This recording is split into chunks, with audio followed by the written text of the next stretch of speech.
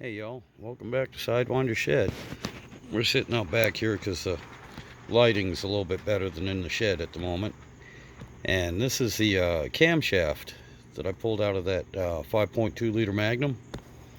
And no, I'm not going to reuse it, and I'll show you why here in a little bit, but I wanted to show you a couple other things too.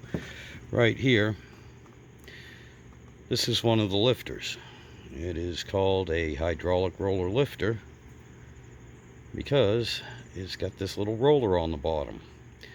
And as you can see, if it'll focus, the roller looks pretty good on it. It turns, there's no binding, nothing on it. Lifter itself shows a little bit of wear, especially right there, and that's because it sits on an angle like this, so all the weight is on the bottom side. And inside, I don't know if the camera can pick it up. Yeah, there you go. You can see there's another little piston in there, and it's held by this retaining clip. You can take these apart, clean them out, rebuild them if you need to. As a matter of fact, that's where we're running into trouble in the auto parts industry. A lot of these lifters are being rebuilt, and what they do is they clean up the outside, which takes a little bit of meat off of it, makes them a little bit thinner, and they do the same to the inside, just like you do to an engine block or an engine cylinder. They will ream it out, clean them up, and both of that takes material off. And a lot of times your clearances are too great and they start leaking oil, or at least not staying pumped up like this one is. This one's still pumped up, and they will also start leaking oil around the bosses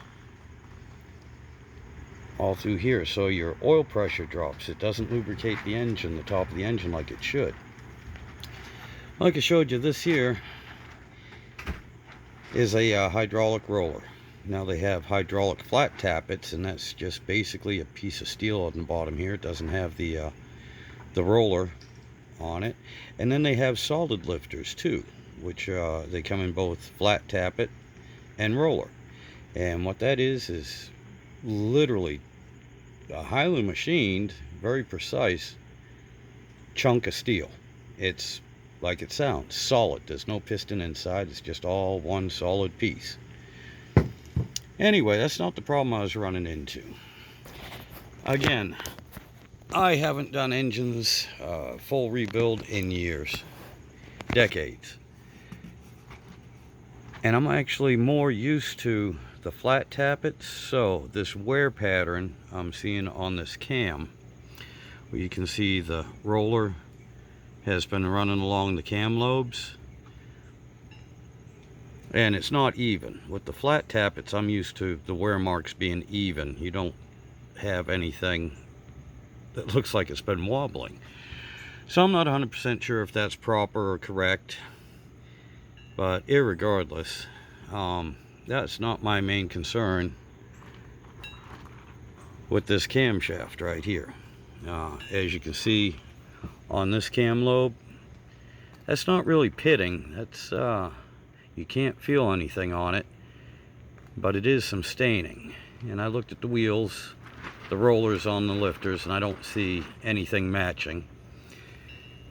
But what does concern me is right here. That is definitely not staining. We got a chunk missing out of this. I'm wondering if this was a casting defect right from the factory, or what would cause that. There was no water in this engine, although it sat for 5 years. When I drained the oil, there was absolutely no water in the engine. There was no water sitting on top. There was nothing. And that roller lifter I just showed you is the one that runs on this cam lobe right here. But there is some significant damage, and for the life of me, I don't see anything in the engine itself that could have caused this. Now, if it had been sitting in water or something, except for that piece being missing there, I could understand all this pitting if that had been in water. But there's no rust on it either. And I'm thinking that's just a casting defect, or basically a defect straight from the factory. Nothing seemed to be binding. All the push rods are fine. The valves aren't sticking on this. Everything seems to be working properly, but you can see this chunks missing, and the top of this is just scored real bad. Well, I can't even say scored, it's pitted real bad. But anyway, if anyone has any idea or have seen that before, please leave a comment. Slantfish 65 SD, if you're watching this and you've ever run across this, yeah, please leave a comment. Let me pick your brain here. Let me know if you've ever seen anything like this. I know you're in the automotive industry yourself. Ask your friends if they've ever seen anything like this out of a stock engine. As far as I can tell, this engine's not been taken apart before. So this is coming right out of a untouched engine. No guarantees for that, but from what I can see, what I've been in there, nobody's been in there before me, not this deep anyway. For the rest of my subscribers too, if you want to, for the gearheads especially, if you want to watch some really good content and about Dodge engines especially, check out Slantfish 65 SD. Check out his website, his YouTube channel, I mean. Yeah, he's got some really good content on there and a lot of information. Hence the fact, that's why I was actually asking him if he could give me any thoughts, ideas, or anything. Irregardless, this obviously this camshaft is not going to be reused. I think I'll just